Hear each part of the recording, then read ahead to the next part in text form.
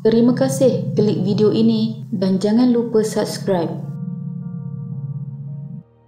Baru-baru ini, negara kita telah dihebohkan dengan berita seorang doktor wanita menamatkan riwayatnya selesai solat duha kerana tertekan dengan bebanan kerja. Kejadian tersebut yang berlaku di negara jiran kita, Indonesia, bermula apabila penduduk kampung Takalar dihebohkan dengan penemuan satu mayat wanita yang tergantung di rumahnya pada jam 9 pagi. Panggilan bagi melaporkan kejadian telah dibuat kepada pihak polis Indonesia yang tiba di rumah tersebut tidak lama kemudian. Hasil siasatan awal bersama saksi kejadian iaitu bapa mangsa Haji Hussein berusia 75 tahun berkata selepas solat subuh Haji Hussein melihat mangsa Nur Alfrida berusia 32 tahun yang baru selesai menunaikan solat subuh dan solat sunat duha sambil menangis kira-kira jam 8 pagi sebelum meneruskan tugasan kerjanya di hadapan komputer riba. Haji Hussein tidak mengesyaki ada sesuatu yang mencurigakan tentang anaknya itu. Haji Hussein sempat menyapa anaknya memberitahu dia mahu ke kedai untuk membeli kuih makan pagi sebelum keluar dari rumah. Pada pukul 9 pagi, selepas pulang ke rumah, Haji Hussein pergi ke bilik tidur anaknya untuk memberinya sarapan tetapi pintu ditutup dan dikunci dari dalam.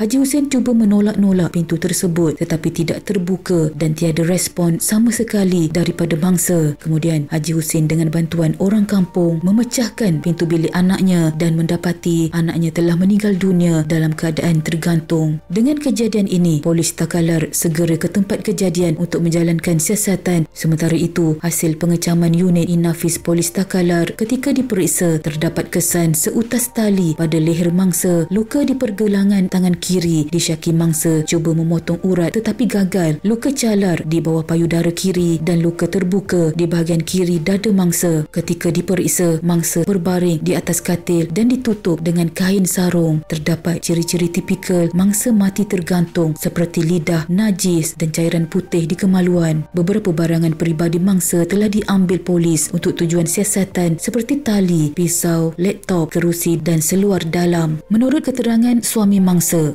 pernah bercerita kepadanya tentang beban kerjanya hingga mengganggu emosi mangsa. Mangsa kelihatan seperti kemurungan sejak kebelakangan itu dan sering berharap untuk pindah ke tempat kerja yang lain. Mangsa tiada masalah kewangan dan hubungan dengan suaminya juga baik. Malah ibu bapanya baru-baru ini pergi menunaikan haji.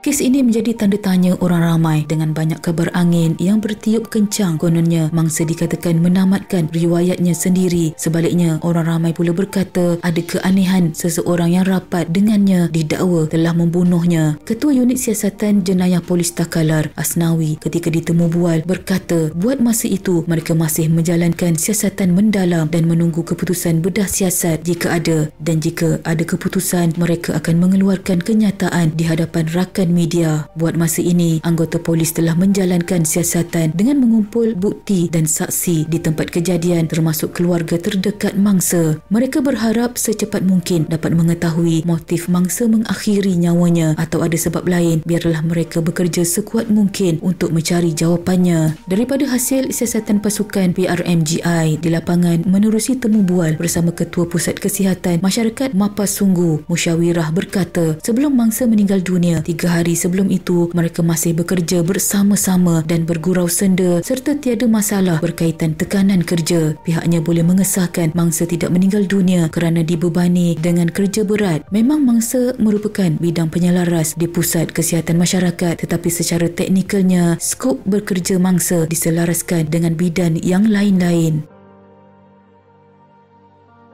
Sebelum ini dilaporkan bahawa beban kerja yang dialami Nur Alfrida adalah berkaitan dengan persiapan berterusan untuk akreditasi semula Pusat Kesihatan Komuniti di semua Pusat Kesihatan Masyarakat di Takalar. Bagaimanapun, ini dijelaskan oleh Ketua Pusat Kesihatan Masyarakat Mapas Sungguh yang mengesahkan bahawa mangsa tidak termasuk dalam pasukan teras dalam proses pentauliahan ini. Ini kerana semua aspek penilaian telah diberikan oleh penyelaras untuk menyediakan bahan-bahan yang diperlukan. Malah adalah minggu lalu mangsa masih sempat bergurau senda dengan semua rakan-rakannya. Arwah disifatkan adalah orang persendirian yang baik untuk mereka di pusat kesihatan itu. Amat tragis sekali apa yang berlaku kepada mangsa, entah apa yang dialami olehnya sehingga pengakhiran yang tragis sebegini menjadi penyudahannya. Sama-sama kita hadiahkan Al-Fatihah kepada almarhumah Nur Afridah Hussein. Semoga rohnya dicucuri rahmat dan dimasukkan ke dalam golongan hamba-Nya yang beriman.